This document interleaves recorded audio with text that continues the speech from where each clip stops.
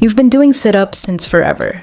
Maybe gym class, maybe last week when you decided to finally do something about your core, and they hurt. Your neck feels tight, your lower back aches the next day, but you keep doing them because that's what you're supposed to do, right? Except here's what no one tells you. The pain isn't proof that it's working. It's proof that something's wrong, and it's not your core that's the problem. It's that every version of sit-ups you've ever been shown was already broken before you even tried it.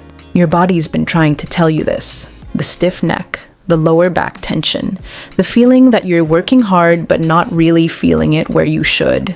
That's not weakness. That's your body responding exactly how it should when a movement isn't set up right. So let's fix it. Most people think sit-ups are simple. Lie down, curl up, repeat.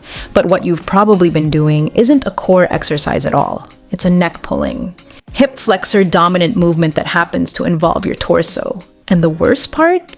You were probably taught to do it that way. Hands behind your head, feet tucked under something heavy. Crank yourself up as fast as you can until something burns. But that burn? It's not always your abs. Sometimes it's your hip flexors doing all the work. Sometimes it's your neck straining against your hands. Sometimes it's your lower back compensating because your core isn't controlling anything. Let's talk about what's actually going wrong. The first mistake is pulling on your neck. You know the position. Hands behind your head, fingers locked together, and as you try to lift your torso, you pull. It feels like you're helping yourself up. But what you're really doing is yanking on your cervical spine while it's flexed forward under load. Your neck is not built for that. Over time, this creates tension that doesn't go away after the workout. It lingers, it turns into stiffness. Sometimes, headaches. And your abs, they're not getting stronger. Your neck is just getting overworked. The second mistake is anchoring your feet. Under a couch, under a barbell, held down by a workout partner. It makes the movement feel easier, so it seems like a good idea. But easier doesn't mean better. When your feet are anchored, your hip flexors take over. These are the muscles that run from the front of your thighs up to your lower spine, and they're strong. They love to dominate this movement. The problem is they're not your core. So what you end up doing is a hip flexor exercise. You might feel a little something in your abs, but mostly you're just reinforcing a pattern that leaves your core underworked and your lower back taking on stress it shouldn't have to handle. The third mistake is relaxing between reps. You finish one sit-up. You drop back to the floor, your shoulders rest, your abs release. You take a breath and start again. It seems logical, but every time you relax completely, you lose all the tension you just built.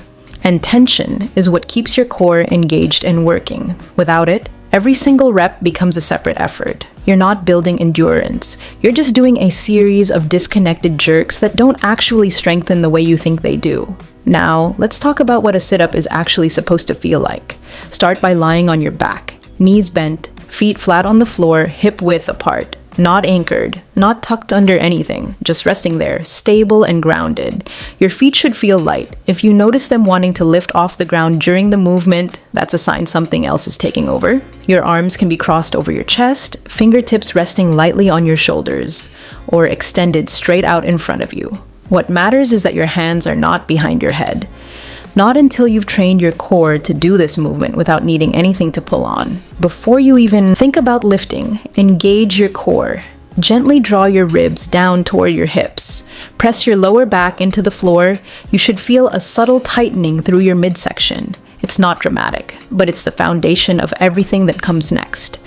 Now, exhale and begin to lift. Lead with your chest, not your chin. Your head follows the natural curve of your spine. Think about peeling your shoulders off the ground one vertebra at a time. You're not trying to explode upward. You're curling forward with control. Your abs are pulling your rib cage toward your pelvis. Your hip flexors stay quiet. Your lower back stays pressed into the floor as long as possible. As you rise, keep that core tension. Don't let it soften. If you feel your feet starting to lift, that's your body trying to recruit your hip flexors. Pause. Reset. Only come up as high as you can while keeping your abs fully engaged and your spine controlled. At the top of the movement, you don't need to sit all the way. The goal is not to touch your knees with your chest. The goal is to move your abs through their full range of contraction while keeping your spine safe. For most people, that means lifting your shoulder blades off the ground and curling forward until your torso is about 45 degrees off the floor. That's enough. Then lower yourself back down with the same control you used to come up. This is not a collapse. Your abs are still working. You're resisting the pull of the floor, lengthening under tension, staying engaged the entire way down. When your shoulders touch the ground, don't fully relax. Keep a slight engagement in your core. Breathe, and begin the next rep from that place of tension, not from complete rest. This is what a proper sit-up feels like. Controlled, focused, your core doing all the work, not your neck, not your hip flexors, and yes, this is harder than what you've been doing, because it's actually working the right muscles. Your abs will fatigue faster. You might only be able to do 8 or 10 reps with clean form. That's not a problem.